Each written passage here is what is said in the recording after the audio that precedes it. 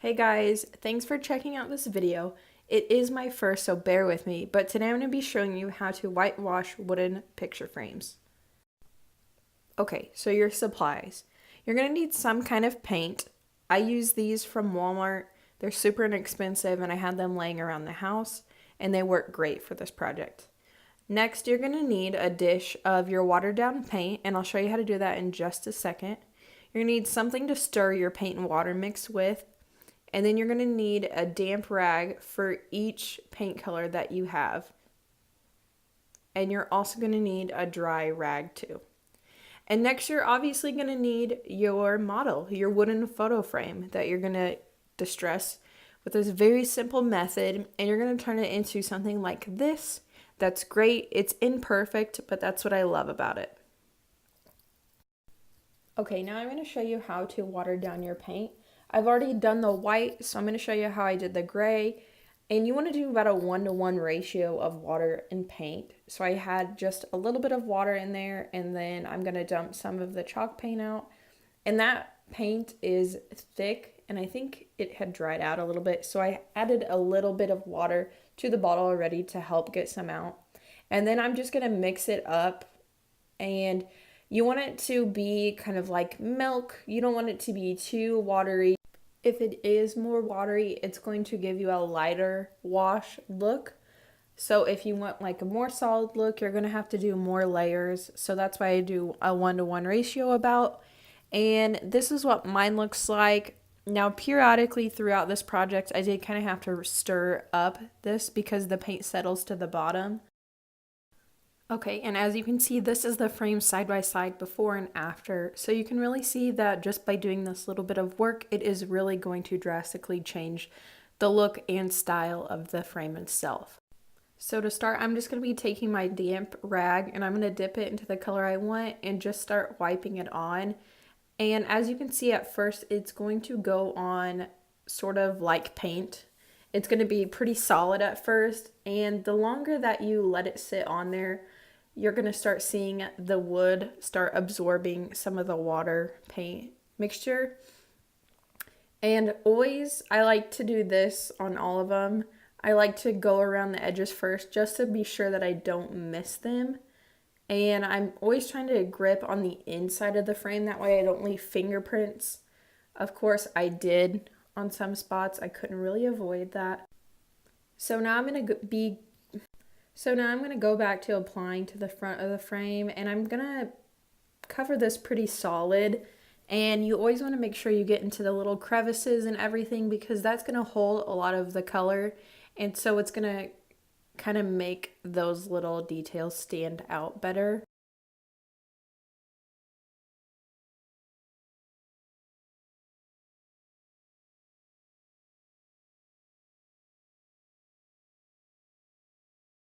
So I sped this up a little bit to help the video not be so long. So I'm just covering it again, going back over it, making sure I get all in those little details and covering all the sides and the insides and whatnot. So now that I have it covered, I'm going to go in with my dry rag and I'm going to lightly wipe off the finish.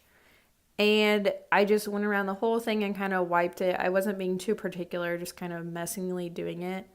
And once I did it this way, I thought that I had taken off too much of the paint and I wasn't happy with it. So I'm just going to go back in with my wet rag and add another layer.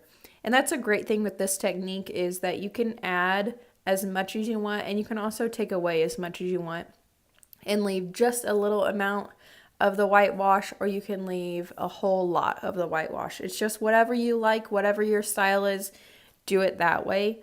To get more of a solid finish, I'm going to show you how to do that by putting on more of the paint and you're going to let it dry for a little while.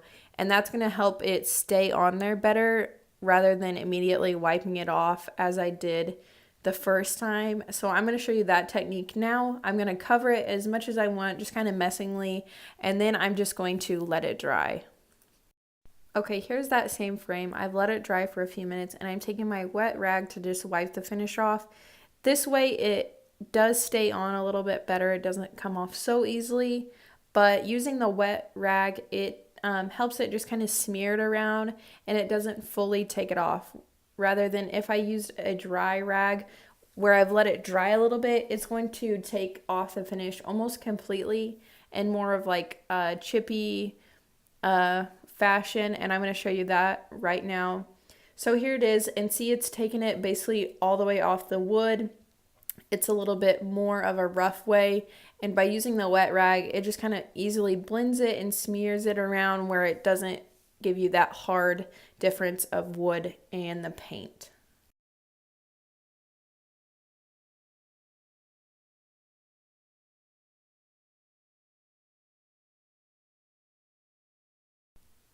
Okay, so here's one from start to finish, and you can always combine these ways. You can put it on, wipe it off, see if you like it. If you don't, just throw on another layer. You can combine them, which is really great, and it makes this super easy. And on this frame, I had already done it, but I felt like it needed more, so I'm just going back in and adding a little bit more paint. Okay, so here are the finished product. I really like how they turned out. They're not the same. I love that they're all different. I did have 5 frames total, and I'm going to be doing something special with my family photos in these. And if you guys like this video, if you have any suggestions, let me know down in the comments. I am new to Instagram too, so head over there and give me a follow. I hope to put out more content for you guys, so thanks for watching.